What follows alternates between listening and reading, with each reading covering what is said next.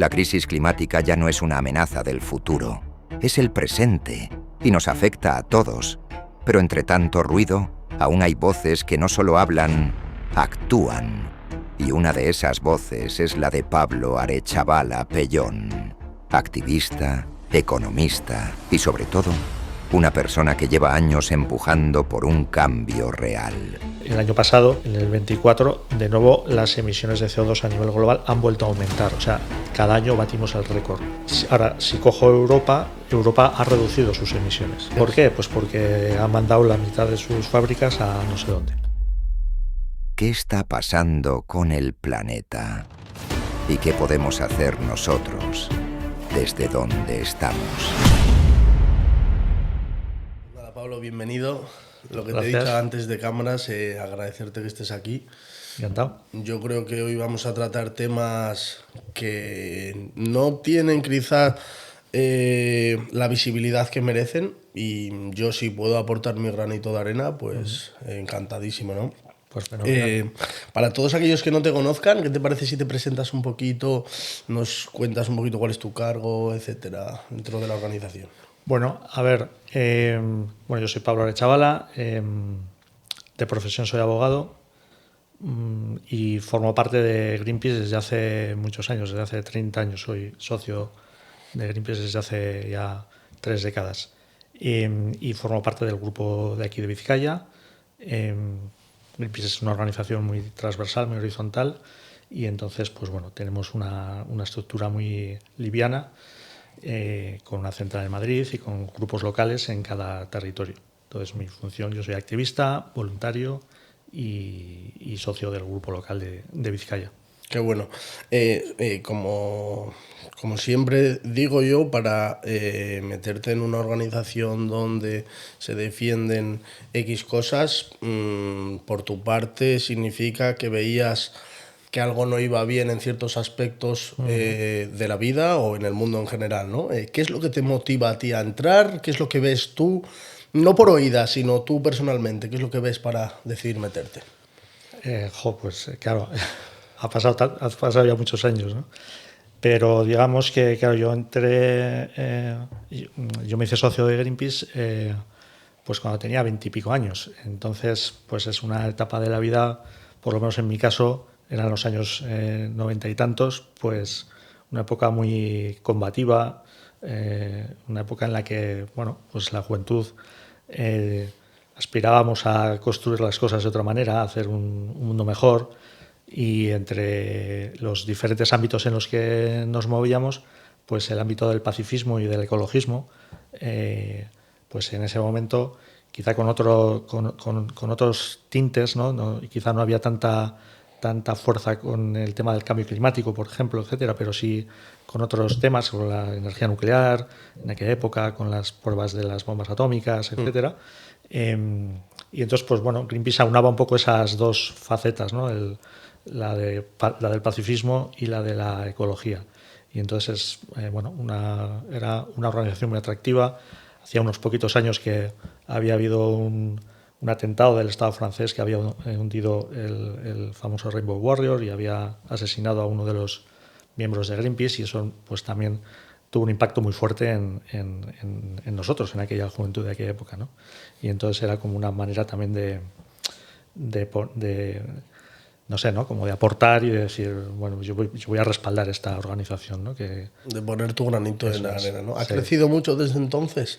Bueno, pues sí, Greenpeace ya era una organización muy grande en aquel momento, pero a nivel internacional pues ha crecido mucho. Greenpeace es una organización además muy, muy peculiar, en el sentido de que, por ejemplo, que es algo que mucha gente no conoce, Greenpeace solo se financia con las cuotas de sus socios. No recibe ni un solo euro, ni un solo dólar de ningún De esa estado. manera no hay ninguna motivos subvención para pensar de que tira por un lado porque le interesa o por otro, ¿no? Exacto. Es una ONG, una organización no gubernamental, pura y dura. No recibe ninguna subvención, no recibe ni un euro de nadie, de nada más que de sus propios socios. Entonces, claro, los millones de socios que tiene en todo el mundo, pues son los auténticos dueños de la organización y los que soportan toda la estructura y todas las acciones que realizan. ¿Crees que la gente de a pie, las personas normales del mundo, ¿no? Somos conscientes de todo lo que hay detrás, de todo por lo que Greenpeace lucha? Bueno, yo creo que hoy en día... ¿O no queremos saberlo? Yo creo que hoy en día información sobre la situación climática, sobre las diversas crisis que tenemos encima, que básicamente las podemos reducir a 3, ¿no? Tenemos una crisis climática brutal, ¿vale? Con un cambio climático que estamos generando con nuestra propia actividad. Tenemos una crisis de biodiversidad, ¿vale? Es una, ya se llama la 7ª extinción masiva. Están desapareciendo especies de todo tipo a un ritmo exponencialmente acelerado, como solo en épocas de grandes extinciones anteriores ha sucedido. Y tenemos una crisis de recursos y de energía brutal, ¿vale? Entonces esa combinación de factores pues nos hace estar en una situación muy compleja, muy complicada y también, pues de alguna manera, muy aterradora. Y entonces, pues también yo entiendo también, ¿no? Muchas veces uno mismo también dice, casi prefiero no pensar en ello, porque el futuro es complicado, ¿no? Y entonces, información hay muchísima, son temas que están encima de la mesa constantemente. La pena es que no se acaba de actuar realmente de manera decidida y de manera audaz para afrontarlos, ¿no?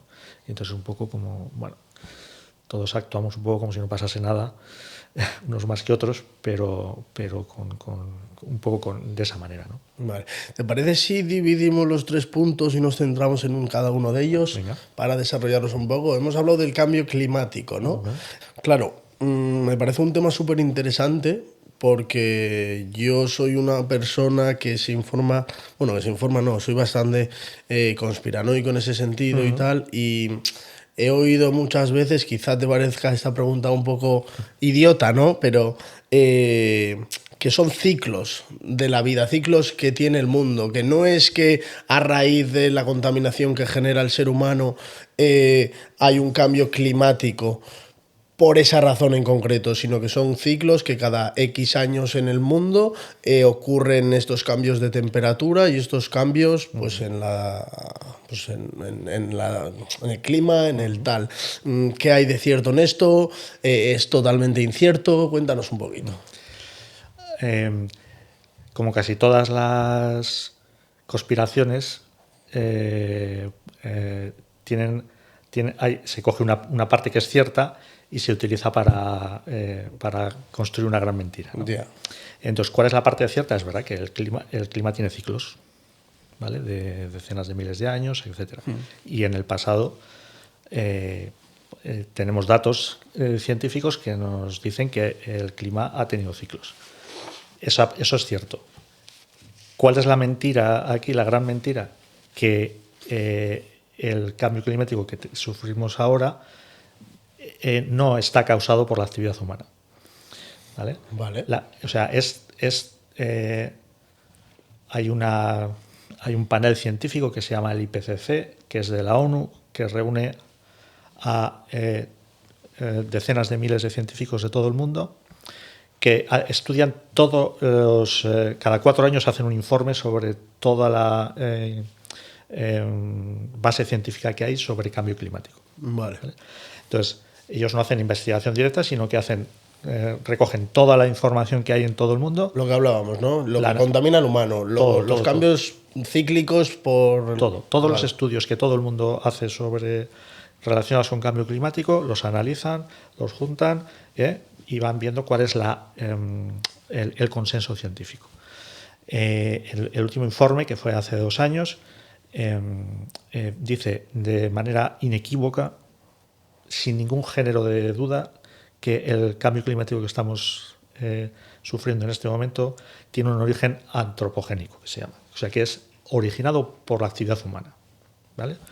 ¿En qué se basan para confirmar que eso es así? Curiosidad mía, ¿eh? Bueno, lo que se hace es, pues se analizan todas las emisiones por ejemplo, de Empresas y tal. CO2. Hay lugares que están específicamente, observatorios que están específicamente diseñados para analizar esto. Todos los gases de efecto invernadero, que no son solo el CO2, sino que son también otros, como el metano, por ejemplo, etcétera. Hay satélites que están constantemente monitorizando las fuentes de emisiones de metano. Yo qué sé, hay investigación sobre el deshielo, sobre las temperaturas, tanto de los océanos, de los mares, como de la tierra. Entonces hay una evidencia científica clarísima en este sentido. Vale. No hay, apenas hay un puñado de científicos, de supuestos científicos, que están vinculados a las empresas contaminantes, que defienden que que esto simplemente es un ciclo, ¿no? Lo que yo decía, es que quizás es lo que he escuchado yo, ¿no? Claro, es interesante porque hay se le da, no sé cómo decirlo, nosotros no hemos llegado a vivirlo, pero hubo una época en la que las empresas tabacaleras pagaban a científicos para que dijeran que el tabaco era bueno para la salud, ¿vale?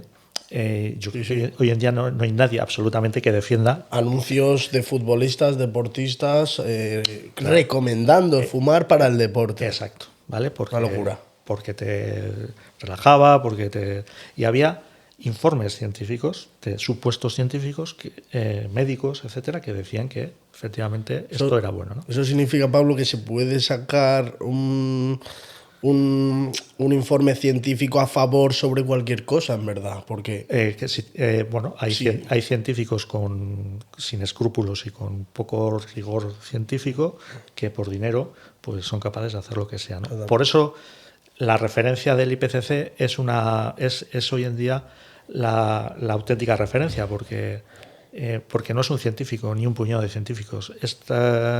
Este panel de miles de científicos que lo que hacen es analizar todo, incluido estos supuestos informes que están financiados, se sabe, por las empresas petroleras, etcétera.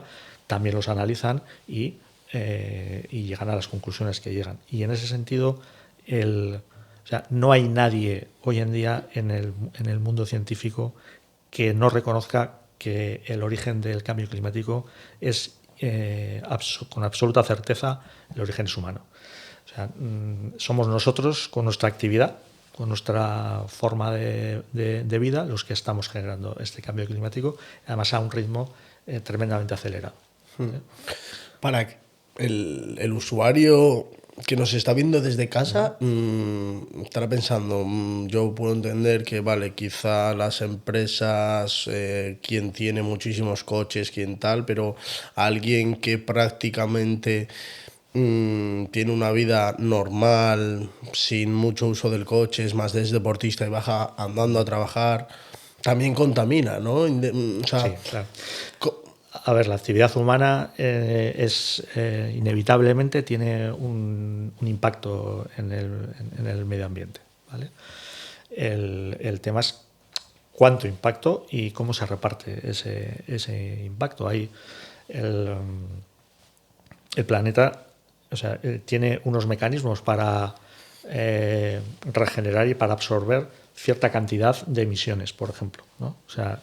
El CO2, que es uno de los principales causantes del cambio climático, es parte de nuestro. Si no hubiera CO2 no habría vida, pero si lo hay en exceso, tampoco, ¿vale? Entonces, el medio ambiente la naturaleza tiene unos mecanismos para regenerarse, ¿vale? Absorbe CO2 en ciertas cantidades en los océanos, a través de los océanos, a través de los bosques, de las selvas, etcétera. ¿Qué es lo que sucede? Que tiene una capacidad limitada, ¿vale? Claro.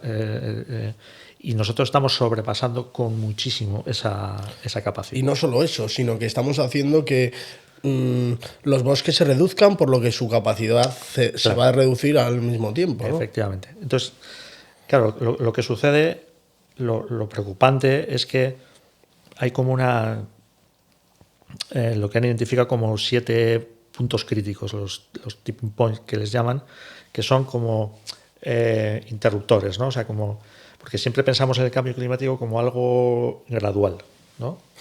Y en realidad no es exactamente así. O sea, es gradual hasta que hay un punto que se rompió. O sea, es como cuando estás, no sé, con un palo o con lo que sea, ¿no? Y lo estás doblando, Sí, ¿no? estiras la cuerda hasta que ¡cac! ya... Y ya no hay forma de volver Ya. atrás, ¿no? O sea, mientras está así todavía puedes volver, pero hay un momento que hace crack y ya no hay vuelta atrás. Entonces, se han identificado 7 puntos críticos de este tipo, ¿no? Por ejemplo, pues uno de ellos es el deshielo del Ártico y del Antártico. Entonces, hay un proceso gradual de deshielo que es conocido y que está documentado a simple vista, ¿vale? O sea, simplemente además O sea, nosotros ahora mismo vemos una foto del Ártico de hace 20 años, 50, y ahora, y es palpable la disminución. a simple vista lo ves. Además, pues lógicamente se hacen estudios de otro tipo, mucho más en profundidad, pues con sondas, con tal, para medir el volumen del hielo, etcétera. Y todo, no solo a simple vista, sino todos los datos dicen que ese deshielo se está produciendo y además de manera acelerada. ¿Qué es lo que sucede? Que eso es gradual hasta que llega un punto en el que ya no se va a poder parar. O sea, ya es como que se rompe y da igual lo que hagas, que el deshielo va a continuar inevitablemente. Y además lo que sucede es que esos puntos críticos se retroalimentan unos a otros. Porque claro, el deshielo hace que pues suba el nivel del mar, que las corrientes oceánicas se modifiquen, y eso hace que, pues si la corriente oceánica que tenemos, que es uno de los principales factores reguladores del clima, pues entonces si eso desaparece, pues entramos en un escenario completamente diferente. Entonces, el asunto es que pues bueno, estamos en esa situación y el origen humano de nuestra actividad está claro que está ahí, ¿no? Y independientemente de que o sea, el problema es que cada uno individualmente podemos hacer cosas, pero en realidad es un problema sistémico. Claro. ¿Vale? Entonces, individualmente podemos hacer cosas y debemos hacer cosas, pero a la vez tenemos que hacer cosas sistémicas, porque si no, solo con acciones individuales no es suficiente. ¿Cómo afectaría? O sea, nosotros estamos estirando hasta tal punto la cuerda que si rompe, me gustaría que quede claro cuáles serían los efectos que podríamos llegar a sufrir en el planeta, pues para hacer conciencia, ¿no? Pues es que los efectos... Claro, vivimos en un ciclo histórico de miles de años en que el clima ha tenido variaciones muy pequeñas, ¿vale? Entonces, todos los modelos climáticos que hay están basados en esa estabilidad. En cuanto te sales de esa estabilidad, pues es muy difícil de prever lo que viene. Pero todo indica pues que son efectos tremendamente catastróficos. Que eso encima es quizás hasta más grave, porque si por lo menos sabes lo que te va a venir, puedes actuar. Sí se sabe, ¿vale? Pero la verdad es que en general los científicos son muy prudentes en eso y tratan de no atemorizar a la población, ¿no? Y entonces son prudentes en el sentido de que, bueno, pues se sabe que pues un cambio de 1,5 grados en la temperatura media del planeta, por ejemplo, pues genera pues una serie de efectos muy complicados en el conjunto del clima, ¿no? Porque claro, la temperatura media del planeta es de memoria 12 grados, 13 grados por ahí, ¿vale? La media. Entonces, un incremento de un 1,5, que porque a veces yo esto cuando lo comento con otra gente dice, jo, pero es que 1,5 grados, pues qué más me da, ¿no? Que en verano en vez de 25 haga 26, pues tampoco tampoco es para tanto, ¿no? Yeah. Porque os ponéis así y, oye, es que no es ese el tema. El tema es que la temperatura media del planeta es la media, pues eso, ronda los 13-14 grados. Un incremento de 1,5 grados es como si una persona humana, que su temperatura media son 37 grados, el equivalente sería a tener 41 grados de temperatura. ¿Que cómo está una persona con 40 grados? ¿Cómo estás? Reventada. Reventado. ¿Cuánto puedes sobrevivir con 40 grados de temperatura? O te la bajan o tienes problemas muy serios, ¿vale? Eso solo con 1,5. Pues con 2 o con 2,5 grados, que la tendencia todo apunta a que no estamos haciendo nada para quedarnos en el 1,5 grados y estamos yendo hacia el 2, 2,5, pues es el equivalente a tener 45 o 46 grados de temperatura una persona humana. Entonces, ese es el nivel de cambio. Entonces, ¿qué puede pasar? Pues, lógicamente, pues el deshielo ya está calculado, pues las zonas de costa que pueden desaparecer. ¿Podríamos vivir con los polos deshielados? Es algo que no se sabe exactamente, porque nunca se ha dado la... claro, entonces, desde luego no lo sé, o sea, yo no tengo esa... Pero aparte del incremento del nivel del mar, que sería enorme, los polos ejercen un efecto mitigador del clima. O sea, los polos son como... o sea, hacen que el resto del planeta, el clima sea más templado, etcétera. Entonces, si eso no existiera, no sé, no soy climatólogo, pero me imagino que todo el clima se volvería loco y el problema es que dependemos para vivir de que el clima sea muy estable. ¿Has oído hablar de la geoingeniería? ¿Qué papel puede jugar? Bueno, quizás se trató de inventar porque se conocía que íbamos en camino de el calentamiento global. Claro, bueno, la geoingeniería al final no deja de ser un poco la solución tecnológica, ¿no? Es decir, bueno, a corto plazo. Ya encontraremos una solución tecnológica, ya la tecnología ya nos salvará, ¿no? Ya encontraremos una manera de resolver esto con algún método tecnológico. Y entonces es verdad que hay propuestas pues para inundar la atmósfera de partículas de no sé qué que refractan el calor, etcétera. Lo que pasa es que todos esos experimentos, pues claro, son experimentos que eso es un poco locura, o sea, porque no sabes qué efecto, o sea, porque o sea, igual a corto plazo puedes conseguir lo esperado, pero a largo plazo no sabes cómo va a afectar, ¿no? Claro, no sabemos todos los mecanismos o sea, cómo funcionan todos los mecanismos de la naturaleza. Entonces no sabemos qué puede pasar si lo mismo que no sabíamos, aunque ya se sabe desde los años 70, pero antes no se sabía qué podía pasar si se expulsaban gigatoneladas de CO2 a la atmósfera. Luego, a partir de los años 70, 80, ya se ha sabido. Pero si expulsamos gigatoneladas de zinc o de partículas de no sé qué... Claro, porque pues, no sabemos. Hay mucha parte de ciencia ficción y mucha parte sobre todo yo creo que de decir, bueno, tranquilidad, vosotros seguir haciendo, o sea, tiremos para adelante, que ya encontraremos alguna solución. Que igual es que otros lo que están pensando es ir a Marte, bueno, y sin embargo no sé, o sea, es más fácil pensar en cosas de esas a pensar en que podríamos vivir de otra manera sin tanta...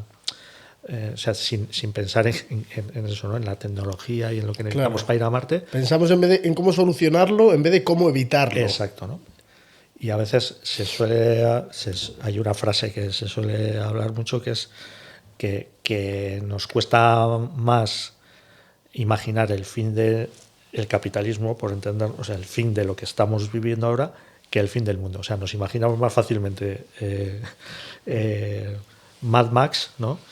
a un sistema diferente de vivir, ¿no? O sea, de vivir y de habitar el planeta. Porque la realidad es que, como te decía antes, o sea, el problema no es que no pueda haber actividad humana. El problema es que no la puede haber de la manera que la hacemos ahora, ¿vale? Entonces, el planeta tiene mecanismos para absorber actividad humana hasta un determinado nivel. Entonces, no es posible que todos hagamos 2.000 kilómetros de avión todos los años. No puede ser, por ejemplo, ¿no? Entonces, ¿podemos vivir sin hacer 2.000 kilómetros todos los años en avión? Pues seguramente que sí. Entonces, tenemos que pensar en soluciones de ese tipo y no en soluciones, pues eso, que son un poco ensoñaciones de ciencia ficción, ¿no? Sí que es verdad que no sé si es percepción mía o que realmente se está teniendo en cuenta, pero sí que cada vez veo más leyes ecologistas, etcétera. No sé si es para crear esa manta de que vivimos en una Europa verde, ecológica, etcétera, y quieren, o sea, hacer un buen marketing para que se perciba eso desde fuera, o realmente se están tomando medidas. Y si las medidas no sé. que se están cogiendo son eficaces, pues esa es otra. Lamentablemente no se están tomando las medidas suficientes ni de lejos para atajar mínimamente la situación. Hay una serie de compromisos por ejemplo, para que en 2030 haya una reducción significativa de las emisiones de CO2. 2030 es pasado mañana, estamos en el 2025. El año pasado, en el 24, de nuevo las emisiones de CO2 a nivel global han vuelto a aumentar. O sea, cada año batimos el récord. El año 23 fueron 40 gigatoneladas, el año pasado fueron 41,6 gigatoneladas. Entonces, claro, ¿qué pasa? Que Europa, ahora, si cojo Europa ha reducido sus emisiones. Ya, pero la competencia de otros países... ¿Por qué? Pues porque ha mandado la mitad de sus fábricas a no sé dónde, ¿no? Entonces, hostia, claro, esa es muy buena lo que acabas de decir, ¿eh? Entonces, ¿qué pasa? Que me da lo mismo, o sea, el cambio climático no tiene fronteras. Es el mundo global. Es global. La atmósfera no tiene fronteras. Entonces, las emisiones me da lo mismo que las haga Europa que las haga Vietnam. Entonces, estos datos que a veces aparecen de Europa está en el buen camino porque ha reducido vale. Sí, pero ante el papel. Estupendo, ¿vale? Pero ¿cuáles son las emisiones globales? Han vuelto a aumentar. Entonces, no es posible. Y claro, ¿qué pasa? Que es verdad que hay países que están en vías de desarrollo. O sea, aquí el tema es que la responsabilidad de las emisiones, por ejemplo, por hablar de este tema que es quizá más obvio o más fácil, no es igual para todo el mundo, ¿vale? Entonces, no es lo mismo si yo vivo en Zambia, que probablemente necesito poder crecer y necesito poder emitir más CO2 porque necesito desarrollar mi economía, que si vivo en Estados Unidos. Claro. Que es el mega mayor emisor del mundo con diferencia brutal. ¿Superando a China? En volumen absoluto no, porque lógicamente en volumen absoluto China es mucho más grande, pero en emisión per cápita de largo Estados Unidos es el mayor emisor y Europa los siguientes. ¿Vale? En valor absoluto no, pero porque lógicamente somos menos población. ¿Vale?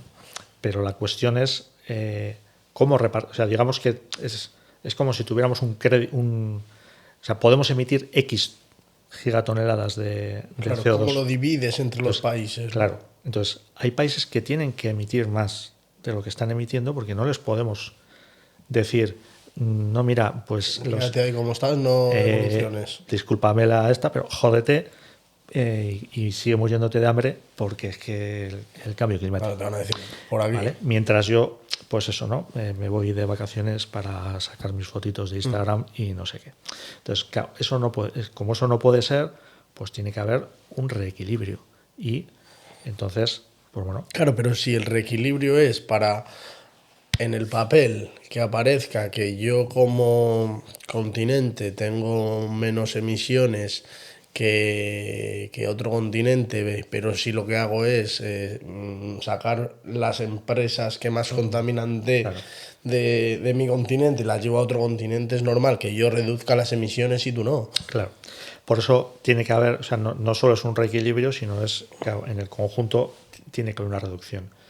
¿Vale? Pero cuando hablamos de reducción, no puede ser igual para todos. O sea, yo no le puedo decir a África que tiene que reducir sus emisiones. ¿No? África va a tener que incrementar sus emisiones, por ejemplo, o los países en desarrollo.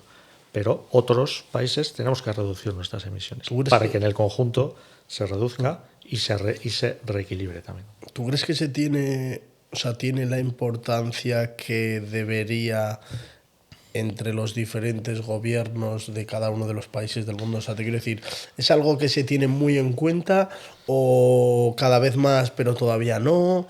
¿La mayoría les da igual?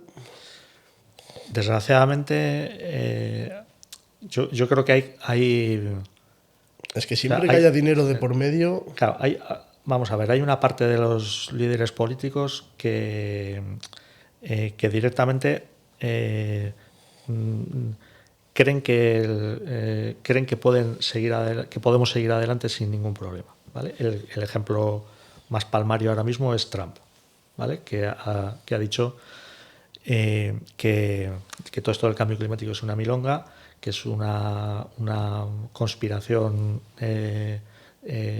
social comunista y que ellos lo que van a hacer es impulsar la extracción de petróleo a saco, porque todo esto del cambio climático está hecho exclusivamente para limitar el potencial de Estados Unidos. Bueno, pues quiero decir que obviamente mientras Trump esté liderando Estados Unidos, pues esa nación pues va a ir en la dirección absolutamente contraria a la que debiera. Hay otros líderes que seguramente están no creen eso, son conscientes del problema, pero tienen elecciones dentro de 2 años y no quieren decirle a la gente pues que hay que tenemos que cambiar nuestra forma de vivir, y entonces porque si no pues creen que no les van a votar, ¿no? Entonces entre los que no quieren hacer nada porque no quieren hacer nada, los que no hacen por miedo o por intereses económicos, lógicamente, pues la realidad es que estamos perdiendo los años necesarios para poder hacer cambios que impidan que lleguemos a esos puntos de no retorno, ¿no? Y cada año que pasa pues estamos en una situación más complicada. Y cada vez más tarde, ¿no? O sea, aquí lo que pasa es que cada uno lo ve como muy a largo plazo y se cree que no le va a afectar a uno mismo. Claro, efectivamente. Entonces, como no me va a afectar y yo quiero lo mejor para mí ahora, igual le doy más importancia a que mi país crezca como economía, que... ¿no? Efectivamente. O sea, ese es uno de los grandes problemas y por eso hay una parte fundamental de lo que los ciudadanos, las ciudadanas podemos hacer, que además, aparte de con nuestros comportamientos personales, pues también es hacer presión política. Vale, ¿cómo podemos contribuir cada uno de nosotros pues, gente normal de a pie. Pues mira, yo diría que hay como algunas cosas como bastante claras, ¿no? La primera es moverse lo menos posible. Es así de fácil. Moverse con vehículos. Moverse. A ver. Moverse lo menos posible. ¿Vale? La movilidad requiere muchísima energía. De todo. Dentro de moverse lo menos posible, pues obviamente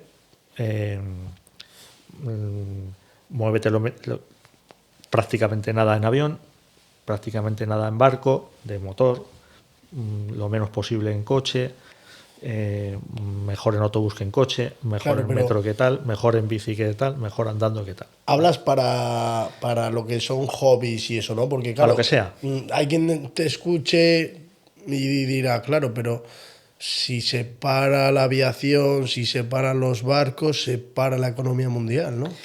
Bueno, digamos que o sea, ahora mismo, por ejemplo, hay una gran parte de todo ese movimiento que es para una actividad que es el turismo, que es una actividad muy poco esencial, ¿vale? Aunque nos parezca que ahora nuestra vida no puede, ¿no? Si tú ahora dices, ¿y dónde te vas? ¿Y de vacaciones dónde marchas? Pues no, a ninguna parte. ¿Te ha pasado algo? Pues no, porque es que no necesito irme a ninguna parte para estar de vacaciones, ¿no? Quiero decir que hay muchas actividades que, o sea, que como tenemos que limitar el movimiento, o sea, como debiéramos de reducir el movimiento, pues tenemos que poder utilizarlo para lo que realmente es importante, ¿no?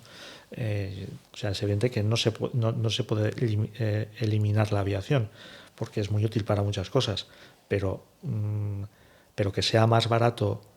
El otro día había una noticia en el periódico de dos amigas, una de Londres y otra de Liverpool, creo que eran, habían quedado en Málaga para tomar un café porque les salía más barato que coger el tren. La de Liverpool a Londres o la de Londres a Liverpool. Sí. ¿Por qué? Pues porque la aviación, por ejemplo, está hiper subvencionada. Ya. Tú echas un depósito de gasolina en el coche y el 30% de lo que gastas son impuestos. El queroseno de los aviones no paga ni un euro de impuestos. Ni un solo euro. Es gratis.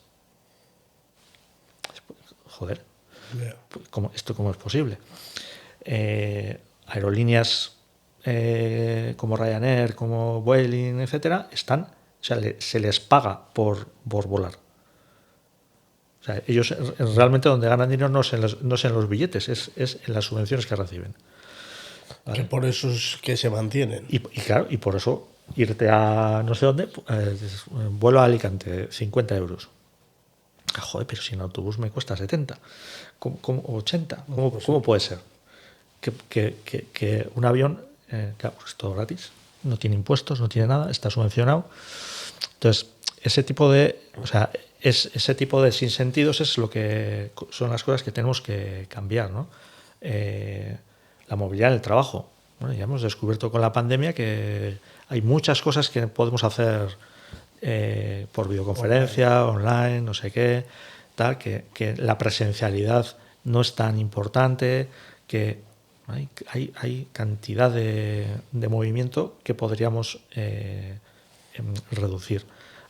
También, si nuestra manera de organizar las ciudades no fuera vivimos en un sitio, el ocio está en otro lugar, el trabajo está no sé dónde, o sea, está organizado todo de esta manera, ¿no? Cuando, bueno, las famosas ciudades de 15 minutos que le llamamos, ¿no? Que es decir, bueno, que tú en tu entorno cercano tengas todo lo más que necesites, ¿no? Bueno, esa es una de las cosas, ¿no? Creo que era Yayo Herrero que decía lo de, en vez del protocolo de Kioto, hay que hablar del protocolo de quieto. Quieto, o sea, pues eso, el fin de semana, ¿dónde nos vamos el fin de semana? Cogemos la bici y nos vamos por aquí. Cogemos un autobús y hacemos tal. O sea, tenemos que intentar movernos menos. La otra es consumir menos. O sea, el producto más ecológico que hay es el que no consumes. Hombre, sin duda. Entonces, Porque no somos conscientes de la basura que genera una familia en un año, vamos a poner. Una familia de 4 personas. Si amontonaríamos en una habitación la cantidad de basura que genera, es nos asustaríamos. una yo creo. locura. Yo tengo 2 hijos, somos 4 en una familia y haces la compra y intentas hacerlo en, pues eso, ¿no? Local, no sé qué, tal, da igual. O sea, las bolsas y bolsas y envases y de todo que generas es brutal. Pero no solo eso, sino todo, ¿no? O sea, tenemos que cambiar de móvil cada año, cada 2 años, tenemos que cambiar de ordenador cada 3, tenemos que cambiar de coche cada 5, tenemos que cambiar de ropa cada 15 días. Porque tampoco estamos capacitados para reciclar todo lo que desechamos, ni la mitad. Es que no se recicla, es que no es verdad. O sea, no se recicla en el sentido que entendemos. O sea, que cuando decimos que algo se recicla, o sea, quiero decir, el plástico, por ejemplo, no se recicla, lo que se hace es se quema. O sea, claro, se separa y tal, pero no vuelve a convertirse en plástico, ¿no? Yeah. El vidrio sí, alguna parte del vidrio sí que se vuelve a convertir en vidrio, pero es que es dificilísimo. Entonces, necesitamos, pues eso, consumir menos. O sea, que esto es muy bien, o sea, que esto son las famosas 3 R's, que llevamos 30 años con ellas, lo de reducir, reutilizar y reciclar. Es decir, lo primero, reducir. Segundo, si no puedo dejar de consumir una cosa, voy a intentar que sea reutilizada. Voy a ir a una tienda de ropa de segunda mano, voy a ir a una tienda de electrodomésticos de segunda mano, voy a reparar los electrodomésticos. Hoy en día se te rompe algo, no hay Que donde si te reparar. pones a pensarlo, estás comprando algo que beneficia al planeta y encima estás ahorrando dinero, te va a hacer la misma utilidad. O sea, tampoco hay mucha diferencia de comprar algo. En absoluto. O sea, pero es que hay cosas que, joder, que es que hemos ido para atrás. Cuando yo era crío, o sea, las botellas de vidrio, tú volvías a la tienda con la botella de vidrio y te daban un duro. Claro. Y eso es, ahora sí, ahora Ahora han atado el tapón Ahora sí, a la botella para que no se... sí, bueno, que bien. Que bien, pero... Que bien, pero que hay cosas que son muy sencillas de hacer. Por ejemplo, ese es un tema que ahora parece que se va a poder implantar. Es una de las cosas que, por ejemplo, con las campañas de Greenpeace se ha conseguido. Veremos a ver cómo lo hacen, pero bueno, la idea está hay muchos elementos que son reutilizables. O sea, ahora, por ejemplo, el vidrio se tira a un contenedor, se pulveriza otra vez y hay que generar otra vez todo el proceso para fabricar el vidrio, ¿vale? Sí. Cuando lo que decimos es, pero si la botella ya está, vamos a reutilizar la botella como se ha hecho toda la vida, lo de devolver el casco, que era... Tú seguramente no lo has conocido. Porque no, sí lo he conocido porque mi madre ha sido hostelera toda la vida. Pues mira, pues entonces, joder, todo... Era, devolvías el casco y te daban un duro. Y no era por el duro, era porque, jolín, es que es un elemento valioso. Sí, no hay por qué tirarlo. Más fácil, más barato, más todo. Todo. ¿Vale? Entonces, pero nos hemos acostumbrado a coger y tirar.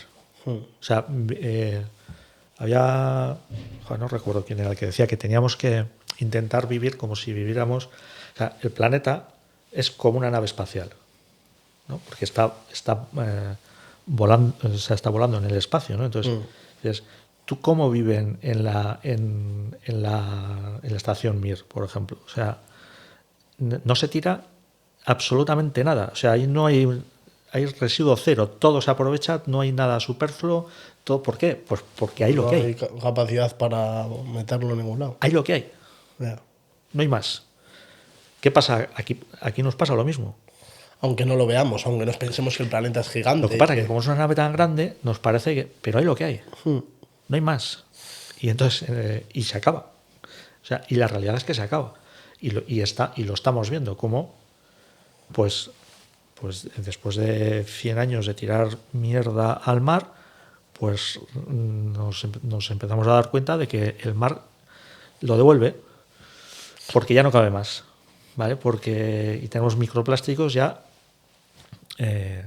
Hay montones de estudios de análisis del cerebro, del interior del cerebro, que tenemos microplásticos ya porque lo estamos ingiriendo a través de la comida, a través del de aire todo. o lo que sea, ¿no? Entonces, claro, el planeta es muy grande y pensamos que es ilimitado, pero no es así. ¿Y qué pasa con los vertederos? Porque yo Pues es una locura, claro. yo quiero saber cómo funciona un poco, o sea, por qué hay algún proceso que hagan con los desechos para que enterrándolos la tierra, ¿cómo se dice? Los deshaga. Los deshaga antes, se deja ahí para toda la vida hasta que... Lo deja ahí Porque es que un plástico tarda hasta 1000 años, he oído, ¿no? Claro, no se degrada nunca. Nunca. Nunca. O sea, entonces, claro, ¿qué se intenta? Pues se intenta pues quitar todo el plástico que se puede. Y quemarlo, pero quemándolo haces que se reduzca la cantidad que tienes y punto, ¿no? Porque... Pero siempre queda residuo. O el plástico quemado se degrada antes. No sé exactamente cómo es el proceso, pero lógicamente siempre te va a quedar, aparte de lo que has emitido y de todo lo que... Bueno, y del proceso para quemarlo. Aquí tenemos una incineradora bien grande aquí al lado. Entonces, pero es que es un poco esta dinámica, ¿no? O sea, de, bueno, consumir, tirar, quemar y vamos a seguir sacando y entonces, si lo piensas en términos yo me imagino en la MIR, ¿no? Que estuvieran haciendo eso, ¿no? Que cogemos esto y lo tiramos y lo quemamos y tal, pero si es que mañana me va a hacer falta. Claro, y otra pregunta que se me ocurre a mí es, yo saco de aquí X plástico, lo vendo, se consume, se utiliza y lo tiro aquí. Acabará por terminarse este montón algún día, ¿no? Claro, si no cogemos lo de aquí y lo transformamos para volver a reutilizarlo. Es que hay cosas que no se pueden, que una vez que las transformas no se pueden volver al estado anterior. Claro. Entonces hay materiales que sí, hay minerales que sí y hay otros que no.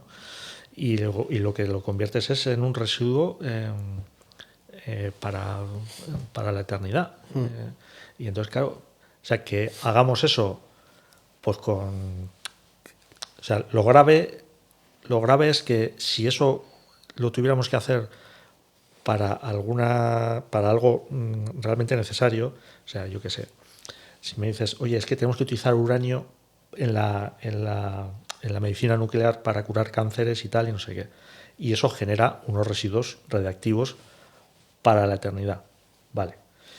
Pero eso es una cosa y otra cosa es pues que hagamos una central nuclear para alimentar una inteligencia artificial para que todos podamos hacer el gilipollas haciendo dibujitos con la IA, ¿vale? Claro. Y entonces eso me está generando unos residuos para la eternidad. O sea, no sé si me explico lo que quiero decir, ¿no? O sea, sí. Que tenemos un impacto como seres humanos en el ambiente y entonces lo que tenemos que hacer es ser conscientes de eso y racionalizar un poco qué es lo necesario y qué no es necesario.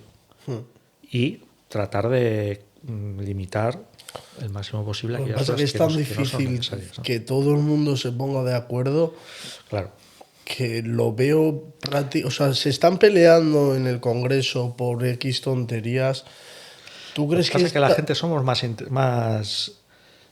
Tú cuando le preguntas a la gente, en general el cambio climático le preocupa. Claro que le preocupa, pero ¿hasta qué punto? Y cuando le preguntas a la gente si... pues eso, si por ejemplo limitaría O sea, hay países de Europa donde, por ejemplo, limitar los viajes de avión ya empieza a ser como una norma no escrita, ¿no? O sea, como un Eso te iba a decir, porque como un claro, feo- como un ¿hasta feo qué punto que social. te impongan eso está bien? Bueno, lo mismo que se imponen tantas cosas, ¿no? Mm, pero incluso socialmente ya empieza a haber muchos lugares otra vez, ¿no? De vacaciones.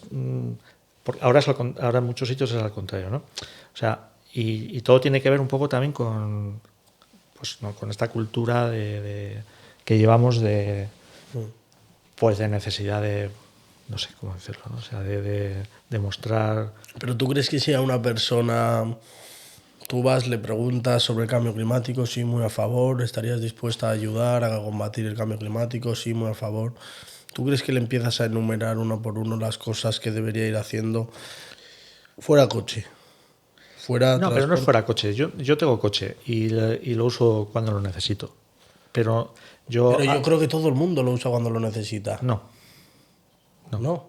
No, la realidad es que no. La realidad es que usamos el coche muchísimo más de lo que en realidad lo necesitamos.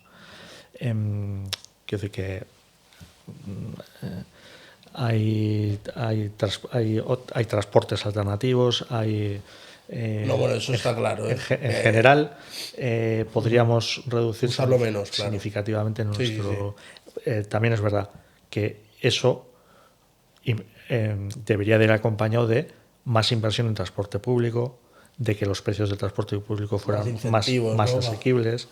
Nosotros, Greenpeace tiene una campaña que afortunadamente es una de las exitosas. El gobierno se ha comprometido a hacerla una realidad, que es lo que le llamamos el bono te lleva, ¿vale? Que es que esto en otros países, en algunos países ya han empezado a implantarlo, que es una tarjeta que vale para todo el transporte público de todo el país por una cantidad, o sea, una tarifa plana mensual, ¿vale?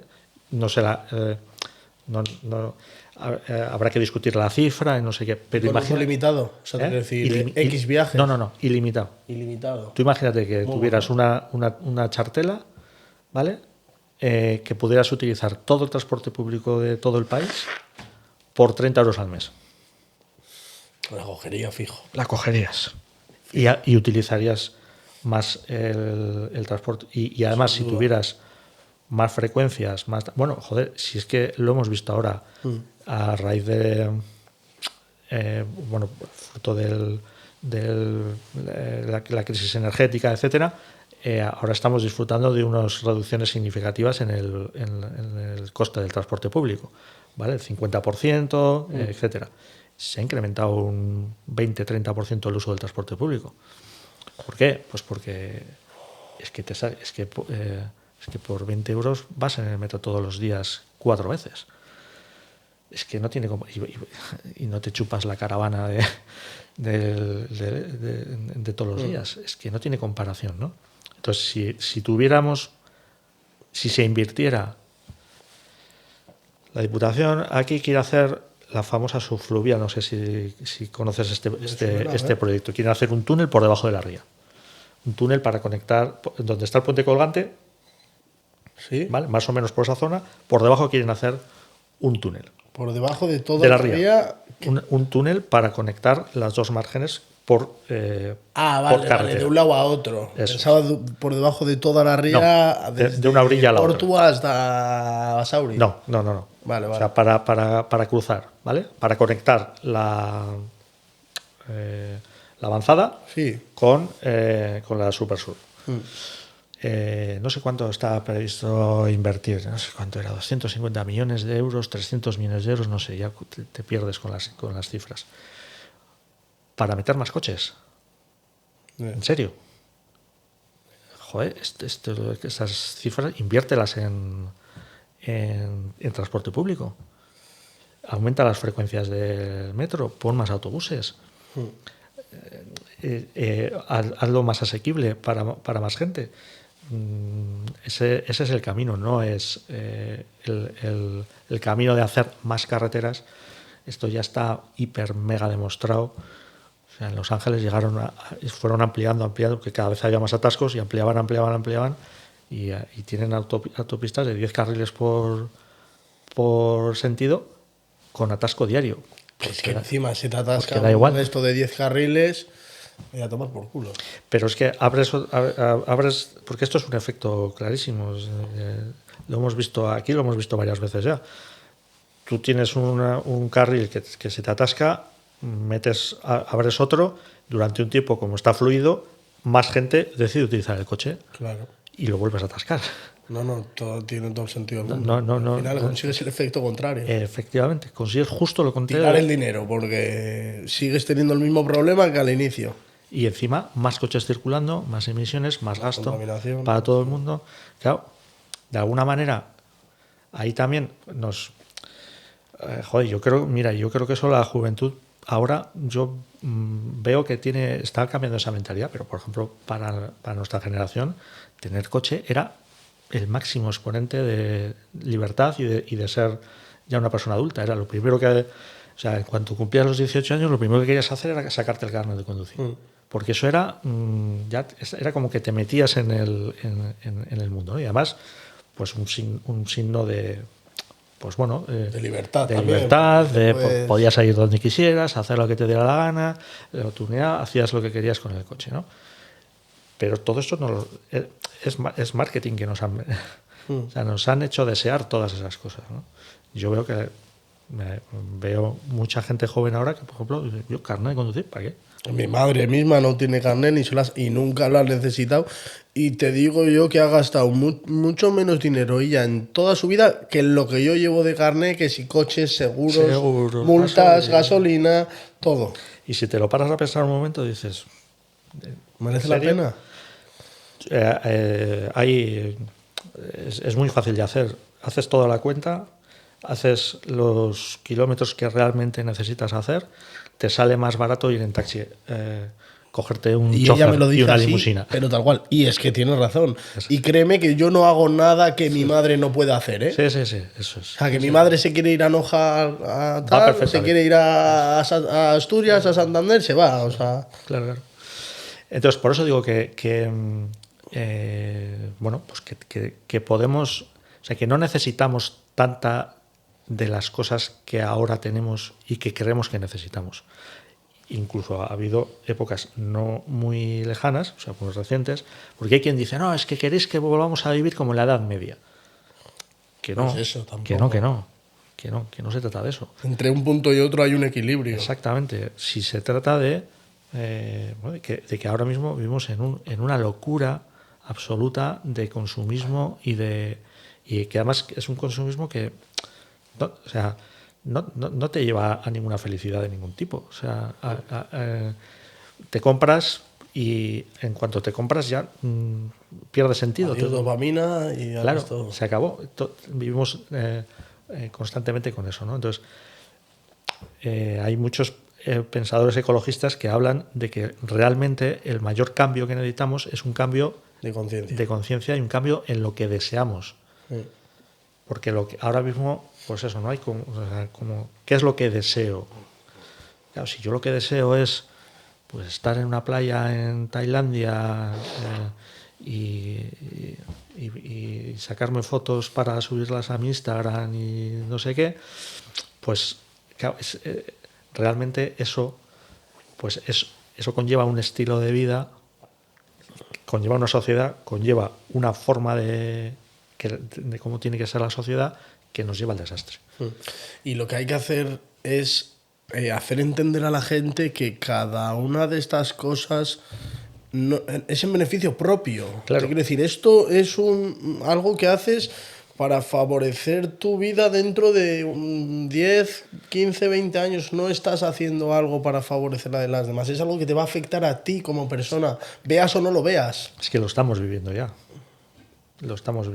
O sea, llevamos 3 veranos con unas olas de calor brutales que en casi toda Europa. Incluso aquí en Euskadi, que siempre hemos tenido... Entonces, y esas olas de calor generan una mortalidad muy importante. O sea, hay miles de personas que mueren por las olas de calor. Porque para la mayoría, bueno, pues ya está, pues te metes en un sitio, no sé qué, tal, las llevas, pero gente mayor, niños, gente con afecciones respiratorias, esos incrementos de temperatura son brutales. 3 o 4 días seguidos de 40, 41, 42, como empieza a ser habitual para nosotros, es una locura. Y eso nos está pasando. Nos va a pasar cada vez más. Nos va a pasar cada vez más cosas como las de Valencia. O sea, hay que ponerle remedio. El Mediterráneo siempre ha tenido este tipo de... En Valencia siempre dicen que... Con amigos que tengo allí siempre dicen, es que aquí no sabe llover. Dicen, pero aquí llueve torrencialmente. Claro, siempre ha sido así, pero es que ahora es más pronunciado y más a menudo. Eventos que se deberían de dar cada 100 años, cada 200 años, pues se van a empezar a dar cada 50, cada 20, cada 10. Y cada vez más zonas con dificultades para poder vivir. Hablábamos antes también de que si seguimos con este consumismo acabaremos pronto con los recursos naturales que tenemos, ¿no? Claro. ¿Qué me puedes contar sobre este tema? Pues es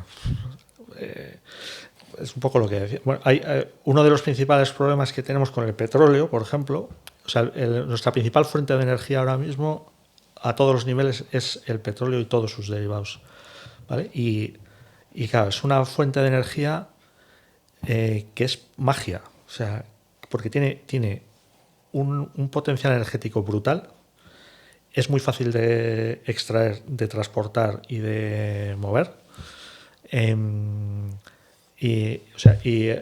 Pues eso, en un depósito de 80 litros, pues puedes concentrar una cantidad de energía inimaginable. Que si lo pones en otras escalas, entonces es una fuente de energía en ese sentido, como diríamos, como súper apetecible y súper apetitosa, ¿no?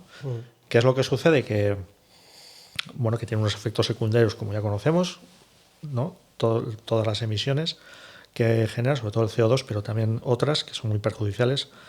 Y claro, nos hemos dedicado a extraerlo de manera como si no hubiera mañana, pensando que era infinito, o sea, pensando que no se iba a acabar nunca, y se está acabando. No se va a acabar nunca el petróleo. Lo que se va a acabar es el petróleo que se puede extraer. Porque para extraer petróleo hay que utilizar petróleo. O sea, tú para conseguir un litro de gasolina tienes que extraer petróleo que se extrae con maquinaria que consume, que hay que transportarlo, que consume. Entonces, si yo para extraer un barril de petróleo necesito utilizar otro barril de petróleo, ya no es rentable. Yeah. Entonces, nunca se va a acabar el petróleo, pero no vamos a poder extraerlo porque va a ser más costoso, y entonces ya empieza a suceder esto. ¿Qué pasa? Pues que seguimos, y es una fuente de energía que la necesitamos para muchísimas cosas, y debiéramos, para muchísimas cosas que son importantes, y entonces debiéramos de empezar a pensar en utilizarla para esas cosas importantes y no para chorradas. ¿Crees que es positiva la transición que se está haciendo desde fuentes de energía como el petróleo a fuentes de energía como los molinos de viento? Es que es necesario. Es absolutamente necesario que vayamos a esa transición, y hay que hacerlo también de una manera ordenada y de una manera... o sea, no repitiendo los errores que se han es posible depender, o sea, es posible llegar a un punto donde todo el consumo de energía dependamos, o sea, venga de estas fuentes y no de, o sea, se va a dividir, ¿no? Claro. El porcentaje. No es posible y tampoco es necesario. sea, no es necesario dejar de consumir todo el petróleo. O sea, como decíamos antes, o sea, podemos y vamos a tener que consumir petróleo y vamos a tener que emitir CO2, pero lo que tenemos que hacer es utilizarlo para las cosas que son importantes, ¿vale? Y otro montón de cosas a hacerlas con energía renovable, o sea, todo lo que se pueda con energía renovable, con electricidad. El problema de la energía renovable es que o sea, básicamente vale para electricidad y la electricidad no vale para todo, ¿vale? O sea, necesitamos materiales. ¿Estás a favor de los coches eléctricos? Si me preguntas si el camino es sustituir todos los coches de gasolina por todos los coches eléctricos, te diría que no. Te diría que el camino es reducir significativamente el uso del coche y una vez reducido, sustituir todo lo que se pueda por coches eléctricos, y aún así deberá haber probablemente vehículos que utilicen combustible para servicios sanitarios, emergencias, lugares donde no es posible utilizar porque esta es una de las críticas que siempre se hacen, ¿no? ¿Y cómo van a hacer los del pueblo de no sé dónde? ¿Cómo van a hacer con el coche eléctrico? No, pues no tendrán coche eléctrico, tendrán coche de gasolina. Pero bueno, los que pueden en la ciudad que lo tengan, ¿no? Pero primero los que puedan que no tengan, yo diría. Lo primero, hagámoslo para que no haga falta coche. Punto 1. Punto 2. Para lo que sea necesario, eléctrico. Vale, y lo que se habla mucho, que los coches eléctricos han tenido muchas críticas por dónde se desechan las baterías, el consumo y la contaminación que genera producir este tipo de baterías. ¿Es comparable a los coches de combustión o aunque contamine la producción no tiene nada que ver comparado con los coches de gasolina?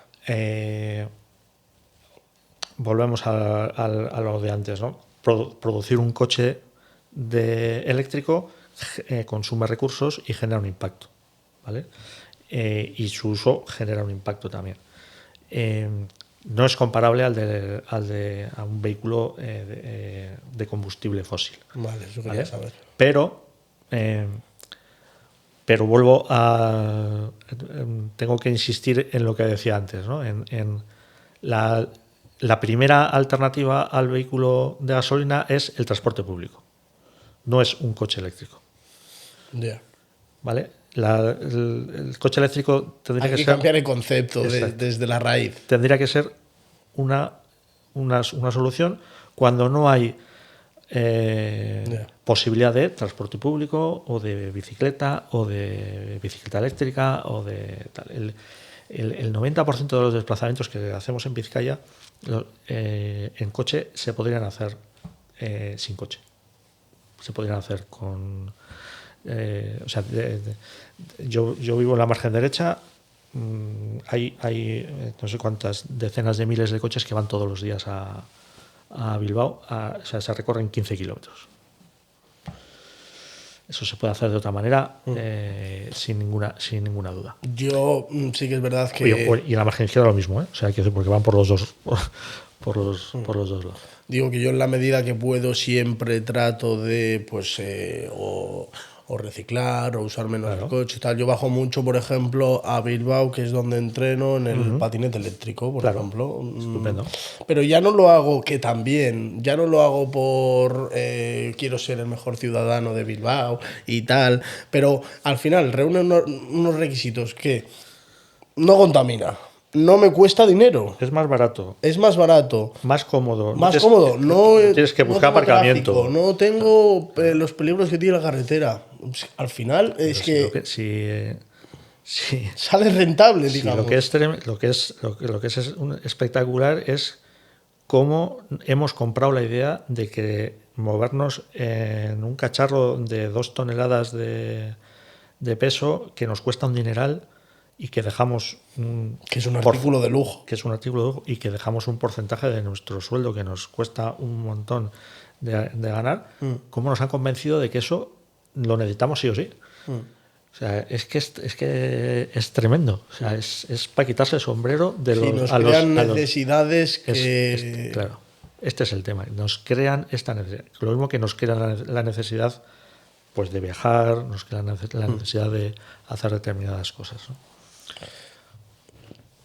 La comida es otro aspecto interesante, por ejemplo. A ver, cuéntame. Uno de los mayores factores de contaminación y de emisiones de CO2 y de metano en este caso es la ganadería. Entonces, el nivel de consumo de carne que tenemos no es sostenible. ¿Y por qué es la ganadería? ¿Por los gases que producen los animales? Por los gases que producen los animales y porque para alimentar a los animales buena parte de la agricultura no se dedica para consumo humano, se dedica para alimentar a animales. ¿Vale?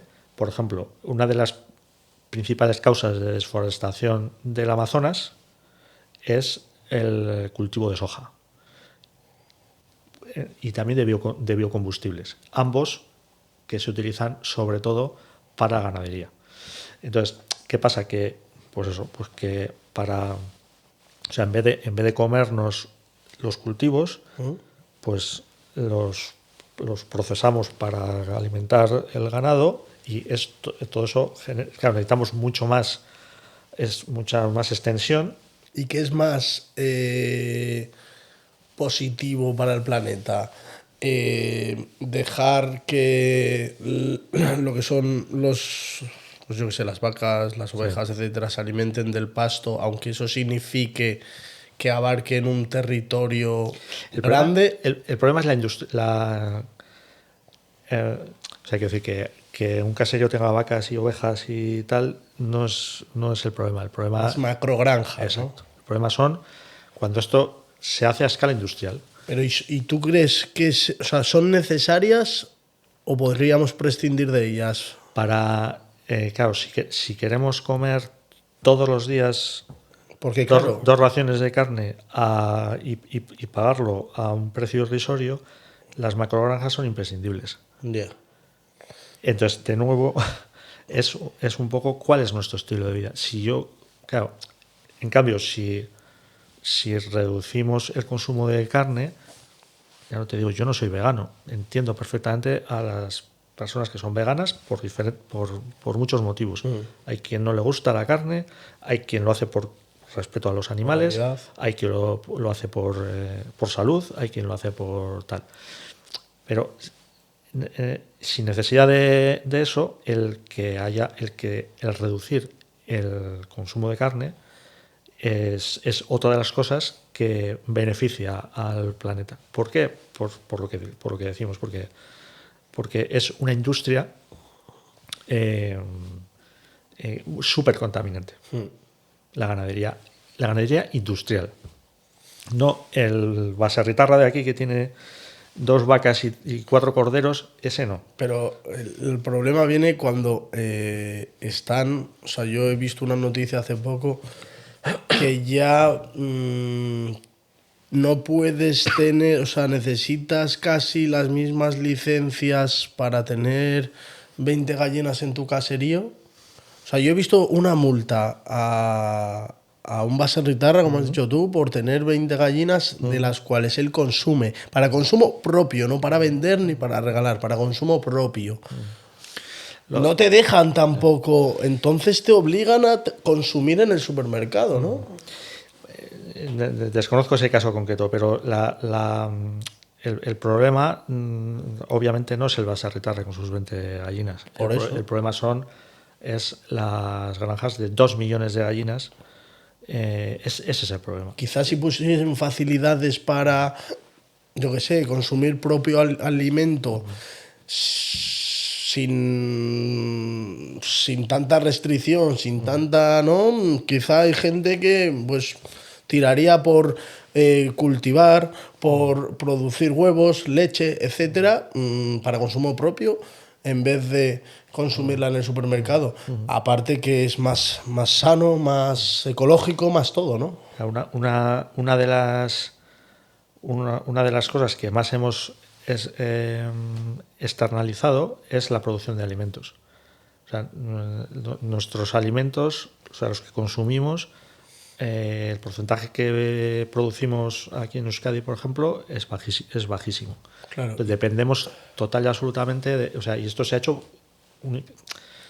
claro, o sea, se ha hecho porque esto abarata los costes. Porque claro, o sea, cada zona produce una serie de cosas y entonces se hace de manera industrial y eso abarata los costes y entonces podemos pues consumir muchas cosas a unos precios que son mucho más baratos de lo que en realidad cuestan, ¿no? ¿Tú apuestas por el consumo local? Claro. Claro, es que... Pero para que haya consumo local tiene que haber producción local. Exactamente. El problema es que hay muy poca producción local. Hay poca producción local. Claro. Y la poca que hay encima, yo he oído, dime tú, corrígeme si me equivoco, pero como que muchas veces a los productores locales les sale más rentable venderlo en otros sitios donde pagan más por el producto. Es posible. Entonces es un poco contradictorio, ¿no? Porque no mucha, pero hay capacidad para alimentar a parte de, o muy gran parte de la población española, pero se decide exportar el producto porque afuera te lo pagan más y importar el producto de fuera porque sale más barato. Claro. Es como un poco... Claro, pero claro. Y claro, el transporte de esos productos a otras zonas es contaminación asegurada. El famoso caso de los espárragos, ¿no? de Chile, que los traemos de Chile, los embotan en Navarra, les ponen una etiqueta en China y nos los vuelven a traer aquí, ¿no? O sea, claro, el problema es que todo eso, el transporte o sea, esa parte de la globalización, pues ha conllevado esto, ¿no? Que se deslocalice la producción de alimentación, se deslocalice y se especialice, es decir, pues eso, ¿no? Hay zonas que están especializadas en determinados productos, y en España también. Entonces es importante promover el consumo local, ¿no? Promover el consumo local, promover la producción local. Producción local, consumo local. Claro, volver a hacer atractivo. Es verdad que pues durante mucho tiempo pues era el Baserritarra, ¿no? Pues el que podía salía de ahí, ¿no? Porque parece como que es poca cosa ser baserritarra, ¿no?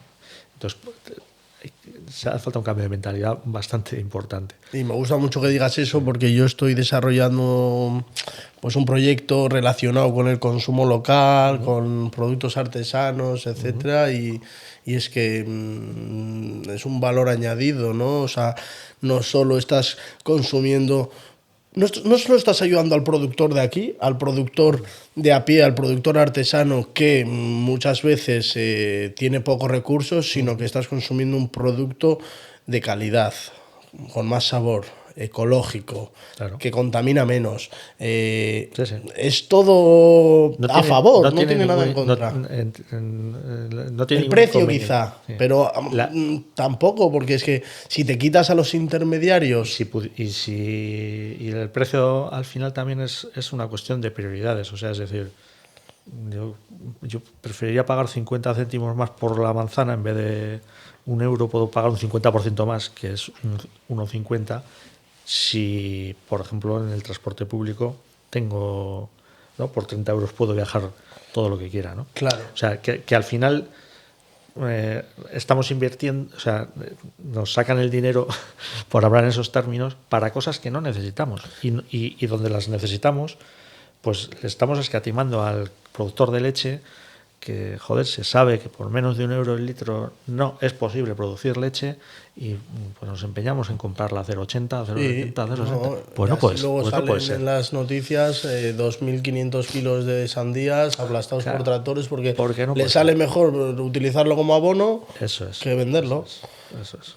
Y sí, o sea, yo creo que deberíamos crear conciencia en ese sentido, pues porque al final es nuestro futuro, ¿no, claro. Pablo? Yo espero que los que sois más jóvenes también, porque es que lo que os va a venir es complicado. O sea, yo digo también porque me imagino que estamos como más o menos terminando, tampoco quisiera dejar como un mensaje muy catastrofista, ¿no? O sea, en el sentido de, a ver, yo creo que las cosas van a tener que cambiar sí o sí, ¿vale? Y yo creo que van a cambiar a mejor, en el sentido de que cosas que ahora, o sea, creo que va a haber un momento dentro de unos años que nos va a pasar, como te hablaba antes del tabaco, ¿no? Entonces, ahora yo recuerdo ir al médico y el médico en la consulta estar fumando mientras estaba atendiendo. Qué fuerte, me parece. ¿Vale? Eso que ahora nos parece una auténtica locura, Antes era lo más normal del mundo. era absolutamente normal, ¿vale? Entonces, yo creo que dentro de... Y eso no te estoy hablando hace 100 años, o sea, esto te estoy hablando hace 30. Entonces, yo creo que dentro de 15 años, o de 20, alguien está diciendo, ¿te acuerdas cuando íbamos en coche, uno en cada coche? O cuando veíamos agua en botellas de plástico. Exacto. O cuando comprábamos agua en botellitas de plástico. ¡Qué puta locura! O sea, ¿cómo se nos... ¿Cómo qué era? O sea, ¿en qué momento? ¿No? Y creo que eso va a venir, tiene que venir, por un lado, por la necesidad. El ejemplo del tabaco yo lo pongo mucho porque el tema del tabaco vino por una necesidad. Había una epidemia de mortalidad brutal con el tema del tabaco y hubo que concienciar y que meterle mano. Hubo una legislación que dijo, que empezó poco a poco. Yo he sido fumador, yo he fumado 2 paquetes de tabaco al día. Hoy no te puedes fumar 2 paquetes de tabaco al día porque no hay dónde, o sea, no puedes. Pero yo estaba en el trabajo fumando constantemente. Claro. Prohibido fumar en el trabajo.